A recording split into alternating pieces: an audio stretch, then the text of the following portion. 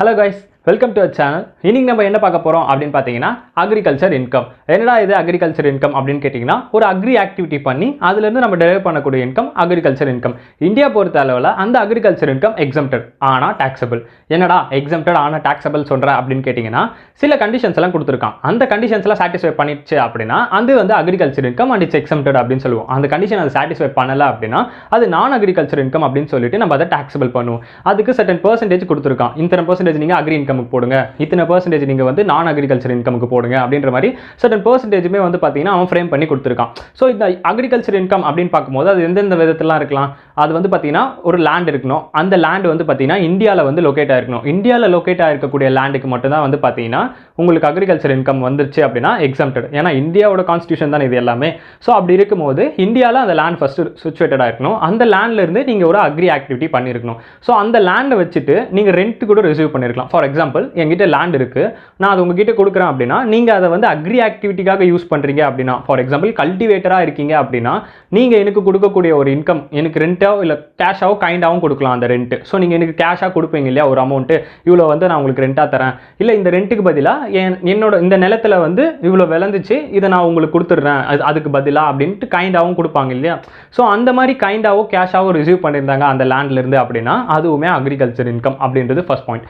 So second point அப்படின்னு பார்க்கும்போது என்னன்னா அந்த அக்ரிகல்ச்சர் ஆக்டிவிட்டி என்னவா இருக்கணும் அப்படின்னு பார்த்தீங்கன்னா வெறும் கல்டிவேஷன் சம்மந்தப்பட்டதா மட்டும் தான் இருக்கணும். ஃபார் எக்ஸாம்பிள் இப்போ வந்து பார்த்தீங்கன்னா பயிர் வைக்கிறாங்க அப்படின்னா அந்த பயிர் வந்து பார்த்தீங்கன்னா வளர்ந்து நெல் தான் கொடுக்கும். ஓகேங்களா. ஸோ அந்த நெல்லை வந்து அதுக்கப்புறமா லேண்ட்லேருந்து பிரித்து எடுத்துருவாங்க இல்லையா. நெல் வெளியே வந்ததுக்கப்புறமா அதுக்கப்புறம் அதை சம்திங் அதை இன்னமும் அதர் ஆக்டிவிட்டீஸ்லாம் அதை புடைப்பாங்க, அந்த மாதிரிலாம் பண்ணி அது என்னவா மாற்றுவாங்க, ரைஸாக மாற்றுவாங்க இல்லையா. ஸோ அங்கேருந்து அந்த நெல்லேருந்து அது வந்து பார்த்திங்கன்னா அரிசியாக மாறுறதுக்கு வந்து அந்த ப்ராசஸ் இருக்கு இல்லையா. ஸோ நெல் வரைக்கும் தான் வந்து பார்த்திங்கன்னா அக்ரிகல்ச்சர் இன்கம். அந்த ப்ராசஸ் நடக்குது இல்லையா, அது மறுபடியும் ரைஸாக மாறுறதுக்கு அது அக்ரிகல்ச்சர் இன்கம் கிடையாது. ஸோ அந்த மாதிரி உங்களுக்கு கைண்டாக கொடுக்கும் போதுமே அந்த நெற்பயிர் அந்த நெல்லாவே அப்படியே கொடுத்தாங்க அப்படின்னா அது நாட் டாக்ஸபிள். ஆனால் அதை கன்வெர்ட் பண்ணி ரைஸாக கொடுத்தாங்க அப்படின்னா தட் இஸ் டாக்ஸபிள். ஸோ இந்த மாதிரி வந்து பார்த்தீங்கன்னா அதில் மார்க்கெட்டிங் ப்ராசஸ் இன்வால்வ் ஆகிருக்கக்கூடாது. ஓகேங்களா. அக்ரிகல்ச்சர் இன்கம் அப்படின்னா அதில் எந்த விதமான மார்க்கெட்டிங் ப்ராசஸும் வந்து பார்த்தீங்கன்னா இன்வால்வ் ஆகிருக்கூடாது. இன்கேஸ் அதில் மார்க்கெட்டிங் ப்ராசஸ் எதனா இன்வால்வ் ஆயிருக்கு அப்படின்னா that is called as non agro income. ஓகேங்களா. ஸோ அது அக்ரிகல்ச்சர் இன்கமாக நம்ம வந்து ட்ரீட் பண்ண மாட்டோம். ஸோ அந்த மாதிரி சில எக்ஸாம்பிள்ஸ்லாம் கொடுத்துருப்பான். ஸோ அடுத்த பாயிண்ட் என்ன கொடுத்துருப்பாங்க அப்படின்னு பார்த்தீங்கன்னா பில்டிங். இப்போது பில்டிங் வந்து பார்த்தீங்கன்னா அக்ரிகல்ச்சர் பர்பஸ்க்காக யூஸ் பண்ணக்கூடிய பில்டிங்காக இருந்தாலுமே அது வந்து டாக்ஸபிள் அப்படின்னு சொல்லியிருப்பாங்க. ஆனால் ஒரு சில பில்டிங்க்கு எக்ஸம்ஷன் என்னென்ன கண்டிஷனை சாட்டிஸ்ஃபை பண்ணியிருக்கணும் அப்படின்னு பார்த்தீங்கன்னா அந்த பில்டிங் அந்த லேண்ட் இருக்கு இல்லையா, அந்த அக்ரிகல்ச்சர் லேண்டு அதுக்கு ஒட்னாப்புலேயே இருக்கணும். கிட்டவே இருக்கணும், அது பக்கத்திலே இருக்கணும். ஃபார் எக்ஸாம்பிள் இந்த மோட்டார் ரூம்லாம் இருக்கும். மோட்டார் ரூம் அதுக்கப்புறம் வந்து பார்த்தீங்கன்னா அதை ஸ்டோர் பண்ணுறதுக்கு பக்கத்திலே அந்த அர்ஜென்சிக்காக நீட்காக ஸ்டோர் பண்ணுவாங்க இல்லையா, அந்த மாதிரி இருக்கக்கூடிய பில்டிங்ஸ் அது பக்கத்திலே இருக்கணும், லேண்டுக்கு பக்கத்திலே. அந்த மாதிரி இருக்கக்கூடிய பில்டிங்லாம் வந்து பார்த்தீங்கன்னா உங்களுக்கு அக்ரிகல்ச்சர் இன்கம். அந்த பில்டிங்லேருந்து நீங்கள் எதனா ரெண்ட் விட்டுருக்கீங்களோ, அந்த பில்டிங்கை நீங்கள் ரெண்ட்டுக்கு விட்டுருக்கீங்களோ, இந்த மாதிரி எதனா ரிசீவ் பண்ணுறீங்களோ, நீங்கள் ஒரு கல்டிவேட்டராக இருந்து அந்த பில்டிங்கை நீங்கள் ரெண்ட்டுக்கு விட்டுருக்கீங்க அப்படின்னா அதிலிருந்து எதனா ஒரு அமௌண்ட்டை ரிசீவ் பண்ணீங்க அப்படின்னாலுமே அது அக்ரிகல்ச்சர் இன்கம் அப்படின்னு வந்து சொல்லிடுவாங்க. ஓகேங்களா. ஸோ இது செகண்ட் பாயிண்ட். ஸோ அடுத்த பாயிண்ட் என்ன கொடுத்துருப்பாங்க அப்படின்னு பார்த்தீங்கன்னா லேண்ட் வந்து பார்த்தீங்கன்னா மோஸ்ட்லி அக்ரிகல்ச்சர் எங்கே பண்ணுவாங்க, வில்லேஜ் சைட் தான் பண்ணுவாங்க. So rural area. ஆனால் அர்பன் ஏரியாலையுமே அக்ரிகல்ச்சர் பண்ணலாம். ஓகேங்களா. ஸோ ரூரல் அர்பன் ஸோ ரெண்டு ஏரியாலையுமே அக்ரிகல்ச்சர் பண்ணலாம். இந்த ஏரியாவை எப்படிப்பா கிளாஸிஃபை பண்ணியிருக்காங்க, இது வரைக்கும் ரூரல் இது வரைக்கும் அர்பன், எப்படிப்பா அதை கிளாஸிஃபை பண்ணுறாங்க அப்படின்னு கேட்டிங்கன்னா ஸோ இந்த கேல்குலேஷன் பார்த்துக்கோங்க. அப் டு 10,000லேருந்து 1 lakh. என்னடா 10,000லேருந்து 1 lakh அப்படின்னு கேட்டிங்கன்னா பாப்புலேஷன். ஸோ 10,000லேருந்து 1,00,000 பேருக்குள்ளே இருக்காங்கன்னா ஓகேங்களா, ஒரு ஊரில் 10,000 மெம்பர்ஸ்லேருந்து மேக்ஸிமம் 1 lakh இருக்காங்க அப்படின்னா எத்தனை கிலோமீட்டர் வரைக்கும் அர்பன், எத்தனை கிலோமீட்டர் வரைக்கும் ரூரல், அதுதான் இப்போ பார்க்க போகிறோம். ஸோ இந்த மாதிரி ஒரு சூழ்நிலையில் எத்தனை கிலோமீட்டர் வரைக்கும் வந்து பார்த்தீங்கன்னா அர்பன் பார்த்தீங்கன்னா 2 கிலோமீட்டர்ஸ். அப் டு 2 கிலோமீட்டர்ஸ் வந்து அர்பன் ஏரியா, அதாவது முனிசிபாலிட்டியிலிருந்து சுற்றி இருக்கக்கூடிய 2 கிலோமீட்டர், இங்கே ப்ளூ இருக்கு இல்லையா, இந்த 2 கிலோமீட்டர் வரைக்கும் அர்பன். இதுக்கப்புறம் இது சுற்றி இருக்கிறது இந்த ரெட் இருக்கு இல்லையா, 2 கிலோமீட்டருக்கு அப்புறம் இந்த ரெட்டு வந்து பார்த்தீங்கன்னா உங்களுக்கு ரூரல். ஸோ இந்த ரூரலில் இருக்கக்கூடிய லேண்டில் நீங்கள் வந்து எந்த விவசாயம் பண்ணாலும் உங்களுக்கு எக்ஸம்ப்டட். ஓகேங்களா. இந்த முனிசிபாலிட்டியில் 2 கிலோமீட்டருக்குள்ளே நீங்கள் எதனா பண்ணீங்க இல்லை அது வந்து எதனா விற்கிறீங்க அப்படின்னாலுமே அது நான் அக்ரோ இன்கம் தான். ஓகேங்களா. ஸோ இந்த மாதிரி ரூரல் அர்பன் இது ரெண்டுத்தையும் இப்படி தான் வந்து பார்த்தீங்கன்னா கிளாஸிஃபை பண்ணியிருப்பாங்க. ஸோ அதுக்கு அடுத்து மோர் தென் 1 lakh பட் 10 lakhsக்குள்ளே இருக்காங்க அப்படின்னா அப் டு 6 கிலோமீட்டர் வரைக்கும் வந்து பார்த்தீங்கன்னா உங்களுக்கு அர்பன், 6 கிலோமீட்டருக்கு மேலே வந்து பார்த்தீங்கன்னா உங்களுக்கு ரூரல். ஸோ அந்த 6 கிலோமீட்டர் வரைக்கும் நீங்கள் எதனா ஒரு ஆக்டிவிட்டி அக்ரிகல்ச்சர் ஆக்டிவிட்டியில் நீங்கள் இன்வால்வ் ஆயிருக்கீங்க அப்படின்னா நீங்கள் லேண்ட் ரெவன்யூ வந்து பே பண்ண மாதிரி இருக்கணும். ஓகேங்களா? ஸோ அதுக்கப்புறம் அதுக்கு சுற்றி இருக்கிறதெல்லாம் ரூரல் இல்லையா? அந்த ப்ளூ ஜோன் இஸ் அர்பன், அந்த ப்ளூக்கு அப்புறம் ரெட் இருக்குல்ல இதை சுற்றி அது வந்து உங்களுக்கு ரூரல் ஏரியா. ஸோ அந்த ரூரல் ஏரியாவில் நீங்கள் எது பண்ணாலுமே அது உங்களுக்கு எக்ஸம்ப்டட் தான். ஓகேங்களா? ஸோ அடுத்த பாயிண்ட் என்னன்னு பார்த்தீங்கன்னா 10 லட்சத்துக்கு மேலே இருக்கும் பாப்புலேஷன்ஸ், ஓவராலாக 10 லட்சத்துக்கு மேலே இருக்கு பாப்புலேஷன்ஸ் அப்படின்னா முனிசிபாலிட்டியில இருந்து அப் டு 8 கிலோமீட்டர்ஸ் வரைக்கும் வந்து பார்த்தீங்கன்னா அர்பன் ஏரியா. அதாவது இந்த ப்ளூ ஜோன் வந்து 8 கிலோமீட்டர் வரைக்கும் இருக்கு அப்படின்னா இது அர்பன் ஏரியா. இதுக்கப்புறம் இதை சுற்றி ஒரு ரெட் ஜோன் வந்துருக்கு இல்லையா?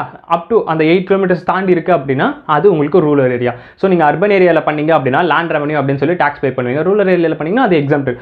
ஸோ இது வந்து பார்த்தீங்கன்னா கேபிட்டல் கெயினில் வந்து பார்த்தீங்கன்னா உங்களுக்கு கேபிட்டல் அசட்டா இல்லையா அப்படின்றது வந்து பார்த்தீங்கன்னா கால்குலேஷன் பண்ணுறதுக்கு இது வரும். ஸோ ரூரல் ஏரியாவிலேருந்து வந்து பார்த்தீங்கன்னா கேபிட்டல் அசட் எதனா இருக்குமான்னு கேட்டால் அந்த அசட் எதனா வித்துருந்தீங்க அப்படின்னா அது வந்து கேபிட்டல் கெயின்லேயே வராது. ஓகேங்களா? ஸோ அர்பன் ஏரியாவா ரூரல் ஏரியாவான்னு கண்டுபிடிக்கிறதுக்கு நம்ம வந்து இந்த மேப் வந்து ஃபாலோ பண்ணுவோம். ஸோ அதுக்கடுத்து வந்து பார்த்தீங்கன்னா அக்ரோ ஆக்டிவிட்டிக்கும் அக்ரோ இன்கமுக்குமான டிஃப்ரென்ஸ் கொடுத்துருப்பாங்க. அக்ரோ ஆக்டிவிட்டி அப்படின்னும் போது என்னன்னு பார்த்தீங்கன்னா அக்ரிகல்ச்சர் ரிலேட்டடான ஆக்டிவிட்டி எல்லாமே அக்ரி ஆக்டிவிட்டி தான். அக்ரோ இன்கம் அப்படின்றது நான் சொன்ன மாதிரி லேண்ட்ல இருந்து வெறும் அந்த நெற்பயிர் மட்டும் கதிர் அறுத்து பண்ணுவாங்க இல்லையா? அதுலேருந்து டிரைவ் ஆகக்கூடிய இன்கம் மட்டும் தான் அக்ரிகல்ச்சர் இன்கம். இப்போ இந்த இடத்துல அக்ரோ ஆக்டிவிட்டி அப்படின்னு எடுத்துக்கிட்டோம்னா ஒரு சில்க் குக்கூன்ஸ் இருக்குது அப்படின்னா அந்த சில்க் குக்கூன்ஸுக்கு ஃபீட் பண்ணுறதுக்கு ஃபுட்டெல்லாம் வாங்கி போட்டு ஃபீட் பண்ணுவாங்க இல்லையா? இதுவுமே ஒரு அக்ரி ஆக்டிவிட்டி தானே. சில்க் குக்கூன்ஸ்ன்றது வந்து பார்த்தீங்கன்னா ஒரு அக்ரிகல்ச்சர் ரிலேட்டடான ஒரு பூச்சி மாதிரி தான், கிட்டத்தட்ட அது ஒரு அக்ரிகல்ச்சர் ஆக்டிவிட்டி. ஸோ அதுக்காக ஃபீடிங் பண்ணுறதுக்கு ஃபுட்டெல்லாம் வாங்கி போட்டு அந்த எக்ஸ்பென்ஸ்லாம் பண்ணியிருப்பாங்க. அதுக்கப்புறம் அந்த சில்க் குக்கூன்ஸை விற்கும் போது ஓவராலாக ஒரு ப்ராஃபிட்டில் வந்து விற்றுருப்பாங்க. ஸோ அந்த ப்ராஃபிட்லேருந்து ஒரு இன்கம் டிரைவ் ஆயிருக்கும் இல்லையா? அந்த இன்கம் நீங்கள் அக்ரிகல்ச்சர் இன்கம் சொல்லணுமான்னு கேட்டால் அது அக்ரிகல்ச்சர் இன்கம் கிடையாது. That's agro activity. ஓகேங்களா? ஸோ அந்த அக்ரிகல்ச்சர் ஆக்டிவிட்டி இன்கம் நம்மளுக்கு டாக்ஸபிள் அப்படின்னு நம்ம வந்து டாக்ஸ் போட்டுருவோம். ஓகேங்களா? அது அக்ரி ஆக்டிவிட்டி அப்படின்னு சொல்லி நம்ம எக்ஸாம் பண்ணக்கூடாது. ஸோ இதுதான் வந்து பார்த்தீங்கன்னா உங்களுக்கு அக்ரி ஆக்டிவிட்டி அண்ட் அக்ரி இன்கமுக்கான டிஃப்ரென்ஸ். ஓகேங்களா? ஸோ அதுக்கப்புறம் என்ன கொடுத்துருப்போம் அப்படின்னு பார்த்தீங்கன்னா இந்த ஆக்ட் பொறுத்த வரைக்கும் அக்ரிகல்ச்சர் இன்கம் அப்படின்றதுக்கு வந்து பார்த்தீங்கன்னா டெஃபினேஷன்ஸ் எதுவுமே கொடுக்கல. அண்ட் தென் இது வந்து எக்ஸம்ப்டட் அப்படின்ற மாதிரி ஜென்ரலாக வந்து சொல்லிட்டு இருப்பாங்க. ஆனால் சுப்ரீம் கோர்ட் என்ன பண்ணியிருப்பாங்க, நம்ம வந்து லாஸ்ட் கிளாஸில் பார்த்தோம், இந்த மாதிரி சர்டன் சுச்சுவேஷனில் வந்து பார்த்தீங்கன்னா லாவில் இல்லாததை வந்து பார்த்தீங்கன்னா சுப்ரீம் கோர்ட் இல்லை ஜுடிஷியல் டிசிஷன்ஸ் வந்து பார்த்தீங்கன்னா மேக் பண்ணுவாங்க அப்படின்னு நம்ம வந்து லாஸ்ட் கிளாஸில் பார்த்தோம் இல்லையா? அந்த மாதிரி சுப்ரீம் கோர்ட் என்ன பண்ணியிருப்பாங்கன்னா இதை வந்து ஒரு 2 ஆக்டிவிட்டியாக பிரிச்சுட்டு அதை வந்து பார்த்தீங்கன்னா இந்த ஆக்டிவிட்டி அண்டரில் வருதா இல்லையான்னு பார்த்து டாக்ஸபிளா இல்லையான்னு சொல்லியிருக்காங்க. ஸோ அது என்னென்ன ஆக்டிவிட்டி அப்படின்னு பார்த்தீங்கன்னா 2 ஆக்டிவிட்டியாக பிரிச்சிருக்காங்க, பேசிக் operation and then subsequent operation. ஓகேங்களா? ஸோ பேசிக் ஆப்ரேஷன் அப்படின்னா என்னன்னு பார்த்தீங்கன்னா அதில் வந்து பார்த்தீங்கன்னா ஹியூமன் ஸ்கில்லை வந்து யூஸ் பண்ணியிருக்கணும். ஹியூமன் ஸ்கில் அப்படின்னும் போது அவர் இறங்கி அவர் கைப்பட வேலை செஞ்சுருக்கணும் அதில். ஸோ அதுதான் வந்து பார்த்தீங்கன்னா பேசிக் ஆப்ரேஷன். அந்த நாற்று நடுறதுலேருந்து அதை வந்து அறுவடை பண்ணுறதுக்கு இறங்கி வேலை செய்வாங்க இல்லையா? அது வரைக்கும் பேசிக் ஆப்ரேஷன் வந்து யூஸ் பண்ணியிருக்கணும். ஸோ அதுதான் வந்து பார்த்தீங்கன்னா பேசிக் ஆப்ரேஷன், ஹியூமன் ஸ்கில்ஸ் யூஸ் பண்ணியிருக்கணும். ஓகேங்களா? ஸோ அதுக்கடுத்து வந்து பார்த்தீங்கன்னா அதில் ஒரு சில டேக்ஸ் பாயிண்ட் கொடுத்துருப்பான். அந்த டேக்ஸ் பாயிண்ட் என்ன அப்படின்னு பார்த்தீங்கன்னா ஸ்பான்டேனியஸ் growth அப்படின்னு ஒன்று சொல்லியிருப்பான். இந்த ஸ்பான்டேனியஸ் growth அப்படின்றது என்னென்னு வந்து பார்த்தீங்கன்னா ஆட்டோமேட்டிக்காக அதுவே தானா சில மரங்கள்லாம் வளரும், சில மரங்கள் சில செடிகள் அதெல்லாம் வளரும் இல்லையா? அதை எதனா விற்றாங்க அப்படின்னா that's not agri income, that's நான் அக்ரி இன்கம். ஓகேங்களா? அதுவுமே வந்து பார்த்தீங்கன்னா டாக்ஸபிள் இன்கம், அதாவது தானாக வந்துச்சு ஸ்பான்டேனியஸ் growth. ஓகேங்களா? அந்த மாதிரி ஸ்பான்டேனியஸ் growth எதனா இருக்குது அப்படின்னா அது அக்ரிகல்ச்சர் இன்கமா, அது எதனா விற்றாங்கன்னா அது அக்ரி இன்கமான்னு கன்சிடர் பண்ணுமான்னு கேட்டால் கிடையாது, அது நான் அக்ரி இன்கம். என்னதான் அது லேண்ட்லேருந்து ஒட்டி வளர்ந்துருந்தாலுமே அது தானாக வளர்ந்தது. ஓகேங்களா? மோஸ்ட்லி இந்த ஃபாரஸ்ட் ஏரியாலாம் நம்ம அதை பார்க்கலாம்.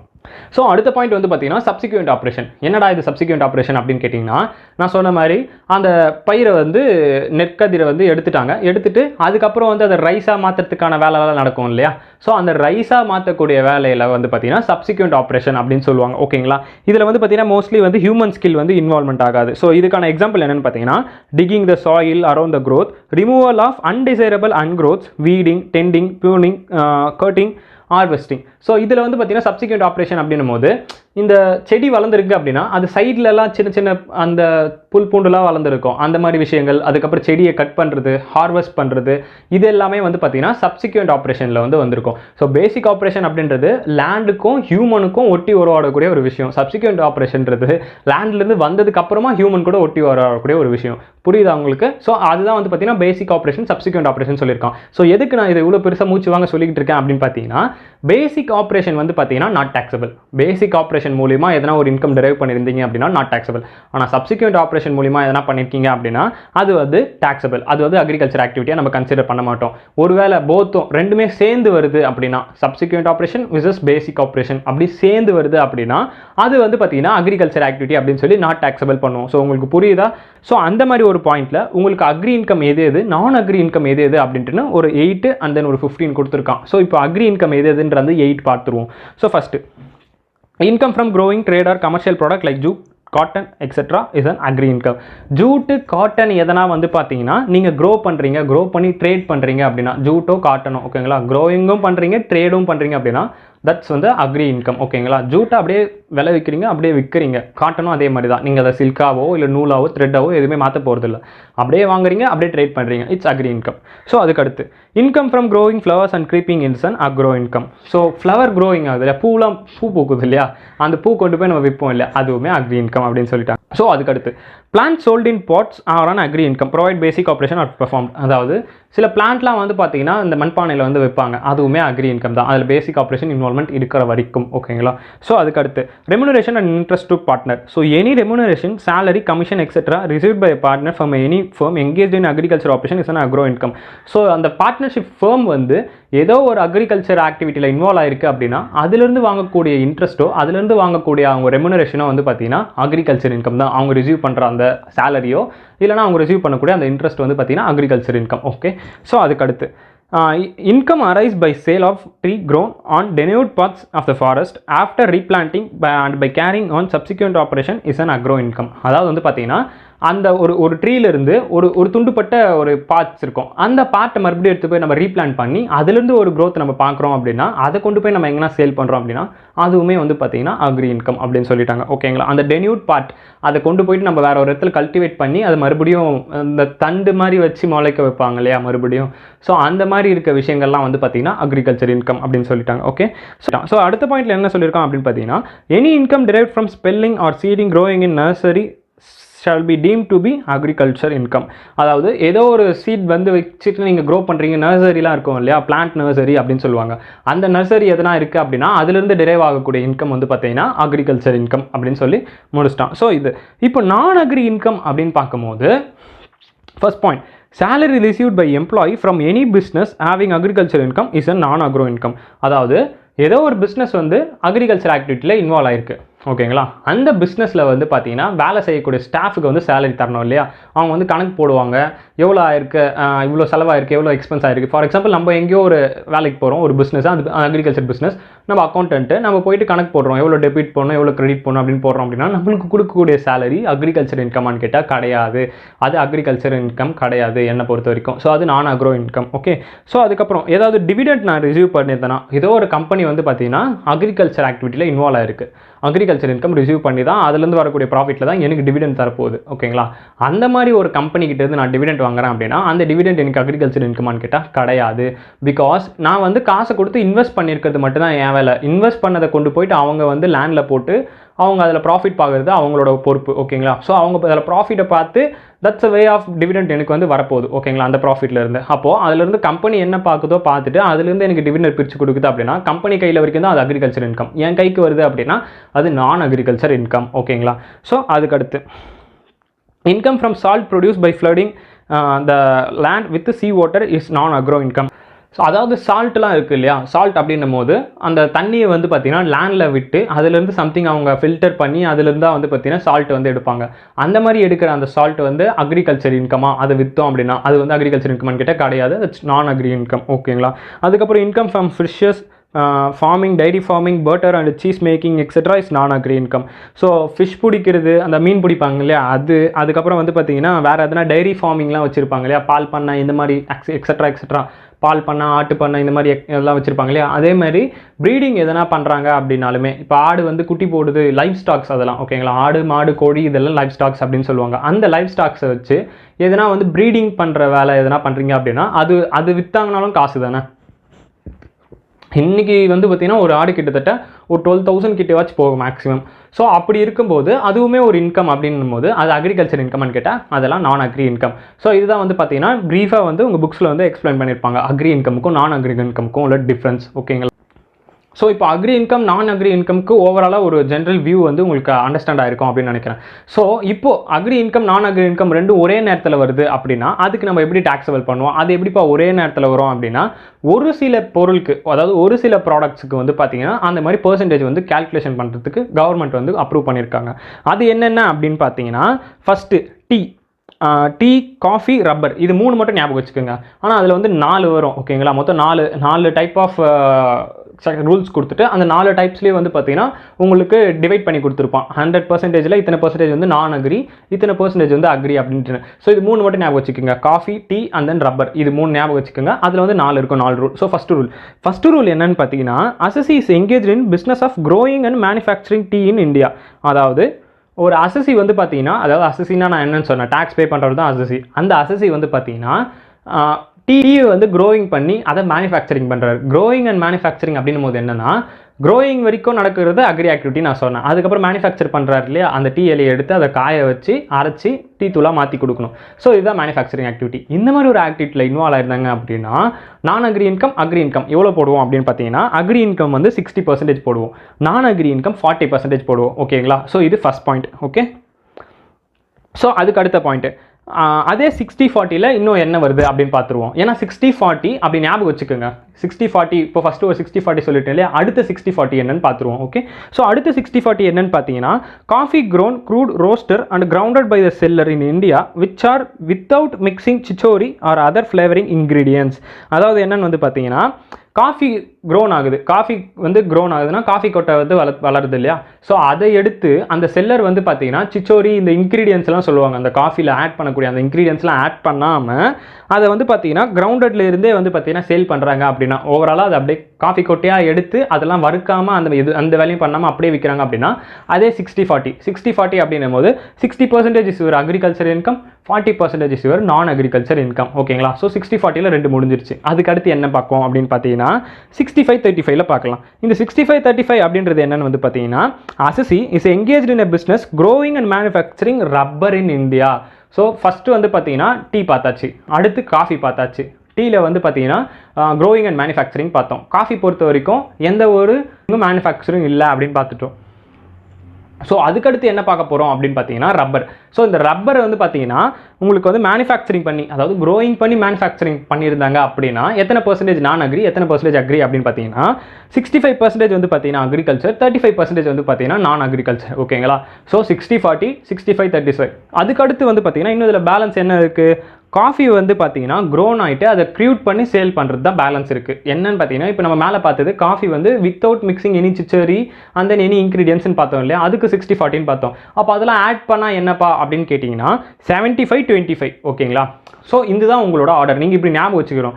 ஸோ ஃபஸ்ட்டு 60-40 அப்படின்னு ஞாபகம் வந்துடணும், அதுக்கப்புறம் 65-35 அது அப்படியே ஞாபகம் வந்துடணும். ஸோ ஃபைனலாக பார்க்கும்போது 75-25 அப்படின்னு ஞாபகம் வரும். ஸோ அந்த 75-25 ஞாபகம் வரும்போது என்னென்னா காஃபியை வந்து வளர்த்து அதை வந்து நம்ம வந்து மேனுஃபேக்சரிங் ப்ராசஸ் பண்ணியிருக்கோம் அப்படின்னா அதுக்கு மட்டும்தான் 75-35. இது ஒன்று மட்டும் ஞாபகம் வச்சுட்டாலே போதும், மற்றதெல்லாம் 60-40, 65-35லாம் ஈஸியாக ஞாபகம் வந்துடும் ஓகேங்களா.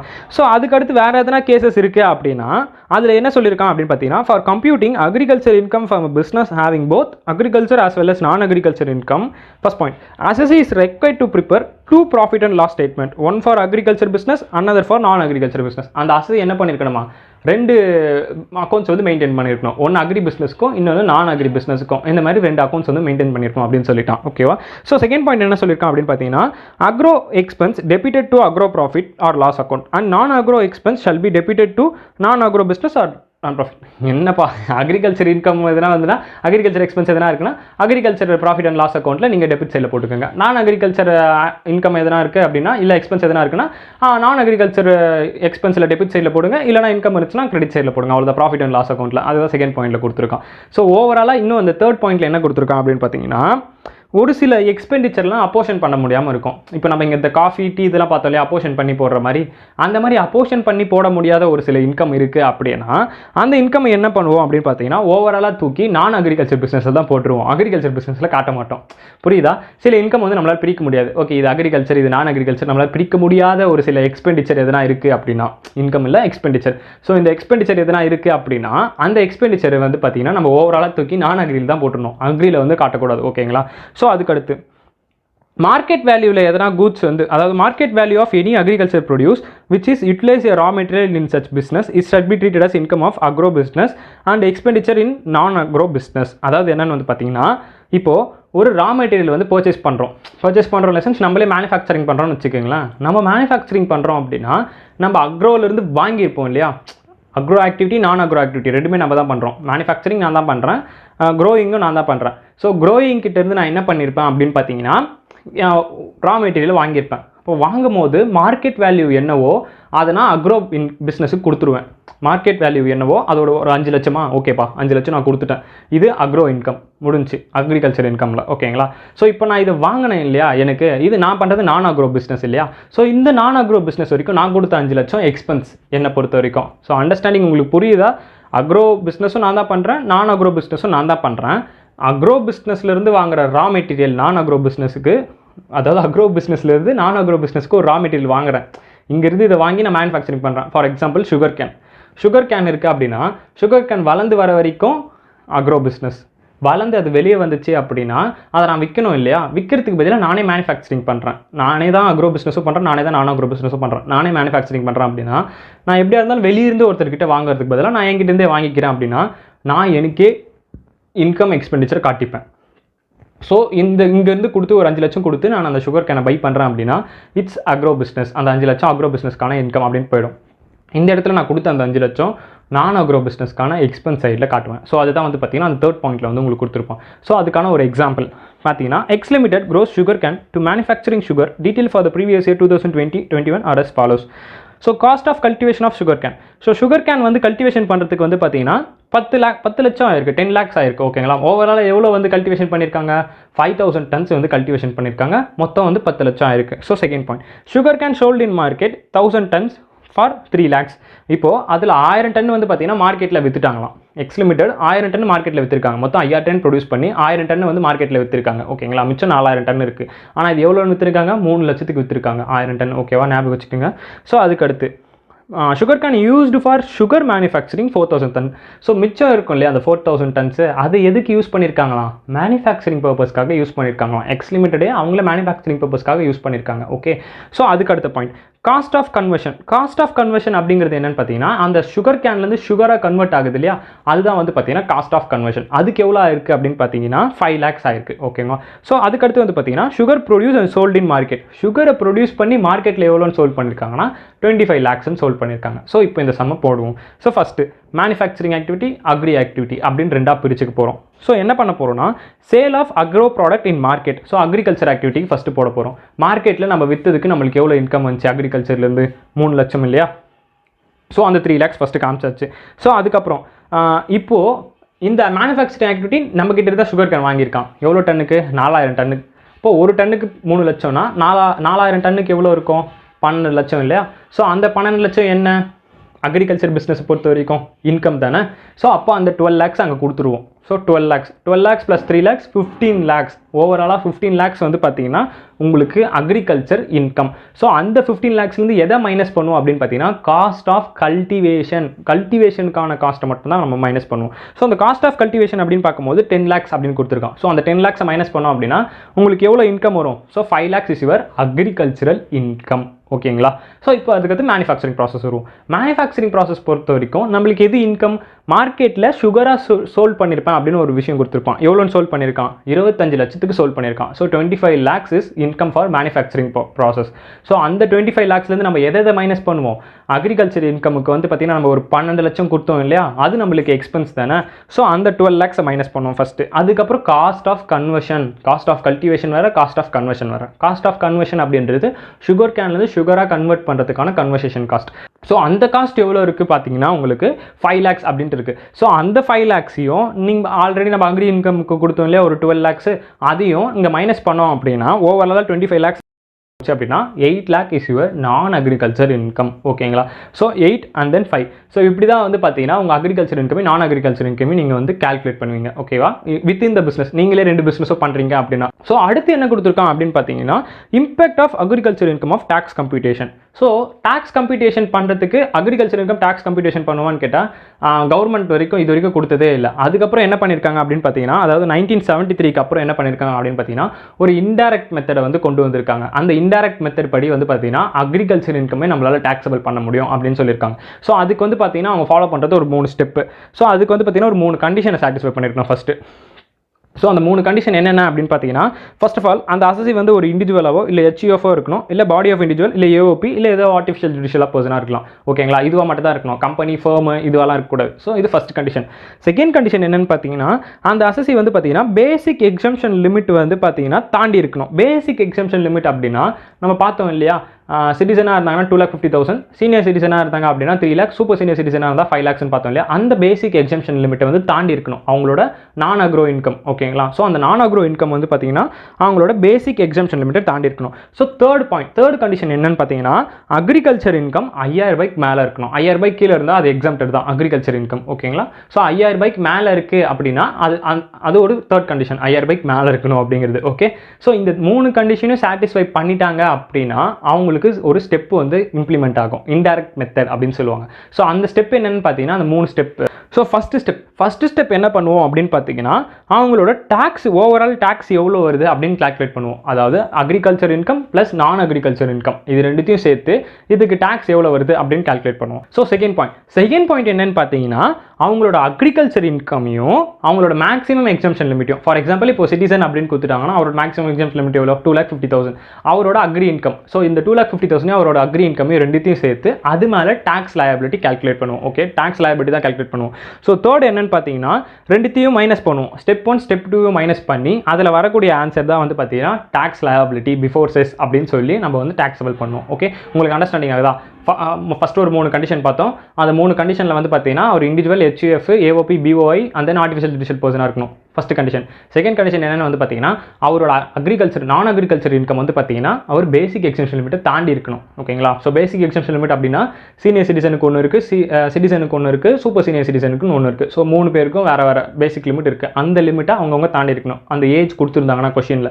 ஸோ தேர்ட் கண்டிஷன் என்னென்னு பார்த்தீங்கன்னா, அந்த அக்ரி இன்கம் 5,000 தாண்டி இருக்கணும். ஸோ இந்த 3 கண்டிஷனையும் சாட்டிஸ்ஃபை பண்ணிட்டாங்க அப்படின்னா அவங்களுக்கு இன்டைரக்ட் மெத்தட் அப்ளிகபிள். அந்த இன்டைரக்ட் மெத்தடில் ஒரு 3 ஸ்டெப் இருக்குது. அந்த 3 ஸ்டெப் என்னென்னு பார்த்தோம்னா, ஃபர்ஸ்ட் ஸ்டெப் வந்து பார்த்தீங்கன்னா ஓவராலாக டேக்ஸ் லயபிலிட்டி கால்குலேட் பண்ண போகிறோம், அக்ரி இன்கம் ப்ளஸ் நான் அக்ரி இன்கம்.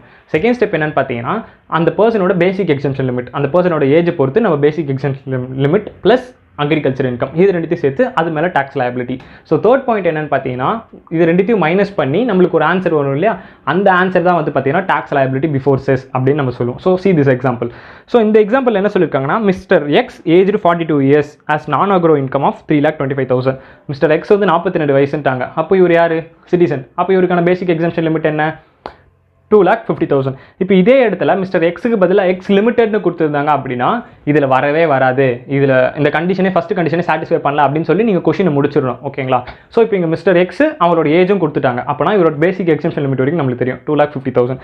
ஸோ இவரோட நான் அக்ரி இன்கம் எவ்வளோ இருக்கான், 3,25,000. அக்ரி இன்கம் எவ்வளோ இருக்கான், 2,55,000. ஓகே, ஸோ இவரோட டேக்ஸ் லயபிலிட்டி கம்ப்ளீட் பண்ண சொல்லிட்டாங்க. Assessment year 2021-22. அப்போ இவரோட ப்ரீவியஸ் இயர் என்னவா இருக்கும், 2020-21. ஸோ ஃபஸ்ட்டு நம்ம என்ன பண்ணுவோம்னா, அக்ரி இன்கமையும் நான் அக்ரி இன்கமையும் ரெண்டுத்தையும் ஆட் பண்ணுவோம். ஆட் பண்ணிட்டோம்னா நம்மளுக்கு எவ்வளோ வருதுன்னு பார்த்தீங்கன்னா 5,80,000. ஸோ இந்த 5,80,000 மேலே டேக்ஸ் லயபிலிட்டி கால்குலேட் பண்ண போகிறோம். ஸோ அப் டு 2,50,000 வரைக்கும் நில்லு.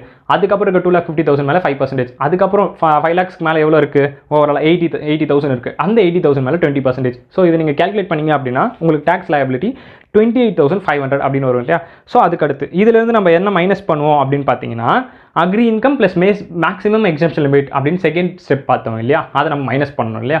ஸோ அப்போது அக்ரி இன்கம் எவ்வளோ இங்கே 2,55,000. அது கூட பேசிக் எக்ஸம்ஷன் லிமிட் ஆட் பண்ண போகிறீங்க 2,50,000. ஸோ இது ரெண்டுத்தையும் ஆட் பண்ணோம் அப்படின்னா 5,05,000 வரப்போகுது. ஸோ அப் டு 2,50,000 வரைக்கும் நில்லு. அடுத்து இருக்க 2,50,000 மேலே 5%. அதுக்கு அடுத்து இருக்கக்கூடிய 5,000 மேலே 20% போட்டிங்கன்னா உங்களுக்கு எவ்வளோ டேக்ஸ் லயபிலிட்டி வரும், 13,500. ஸோ இது ரெண்டுத்தையும் மைனஸ் பண்ணால் தானே நம்மளோட தேர்ட் ஸ்டெப்பு. ஸோ இது ரெண்டுத்தையும் மைனஸ் பண்ணோம் அப்படின்னா 15,000 is your tax liability before cess. ஓகேங்களா, ஸோ 15,000 மேலே என்ன பண்ணணும்னா ரிபேட் எதுனா அப்ளிகபிள் ஆகுதுன்னு பார்ப்போம். ஸோ ரிபேட் எப்படி பார்ப்போம் அப்படின்னா, அக்ரி ஆக்டிவிட்டி நான் அக்ரி ஆக்டிவிட்டின்னு கலந்து 5 lakhs எக்ஸீட் ஆகிடுச்சுப்பா அப்படின்னு நீங்கள் பார்க்கக்கூடாது. வெறும் நான் அக்ரிகல்ச்சர் ஆக்டிவிட்டி இன்கம் மட்டும் எவ்வளோ இருக்குன்னு பார்க்க போகிறோம். அது மட்டும் எவ்வளோ இருக்குது அப்படின்னு பார்த்தீங்கன்னா 3,25,000. அப்போ 3,25,000 இருக்குது அப்படின்னா அது 5 lakhs தாண்டலை. இப்போ நியூ டேக்ஸ் ரெஜிம் படி 7 lakhs வரைக்கும் கொடுத்துருக்கான். ஸோ இங்கே இப்போ ஓல்டு டேக்ஸ் ரெஜிம் படி நம்ம 5 lakhs பார்க்குறோம் இல்லையா. ஸோ இந்த 5 lakhsக்குள்ளே தான் இருக்குது அந்த 3,25,000 அப்படிங்கிறது. அப்போ இங்கே ரிபேட் அப்ளிகபிள் ஆகும். ஸோ ரிபேட் அப்ளிகபிள் பண்ணிட்டீங்க அப்படின்னா எவ்வளோ வரைக்கும் மைனஸ் ஆகும் அப்படின்னு பார்த்தீங்கன்னா 12,500. நம்ம கண்டிஷன் என்ன, 12,500 ஆர் நம்மளுக்கு வந்துட்டு டேக்ஸ் லயபிலிட்டி. ஓகேங்களா. ஸோ நம்மளுக்கு வந்து 12,500 வரைக்கும் தான் பேசிக் லிமிட் இருக்குது. ஸோ அந்த 12,500 மைனஸ் பண்ணிங்க அப்படின்னா உங்களுக்கு பேலன்ஸ் 2,500 அப்படின்னு வரும். அந்த 2,500 மேலே 4% ஹெல்த் அண்ட் எஜுகேஷன் செஸ் நம்ம ஆட் பண்ணோம் அப்படின்னா 100 + 2,600 ரவுண்ட் ஆஃப் பண்ணுவோம். ஸோ ரவுண்ட் ஆஃப் டேக்ஸ் அப்படின்னா நான் என்ன சொன்னேன், இன்கம் டேக்ஸ் அப்படின்ட்டு செக்ஷன் வந்து 288B 288A அப்படின்னு 2 செக்ஷன் சொன்னேன், AB அப்படின்ட்டு. ஸோ இதில் 288B round off tax. So round off பண்ணி நீங்கள் எவ்வளோன்னு காட்டுவீங்கன்னா 2,600 அப்படின்ட்டு வந்து பார்த்தீங்கன்னா overall tax liability for this person அப்படின்னு சொல்லுங்க. ஓகே கைஸ், தேங்க்யூ ஃபார் வாட்சிங். நெக்ஸ்ட் கிளாஸில் பார்க்கலாம்.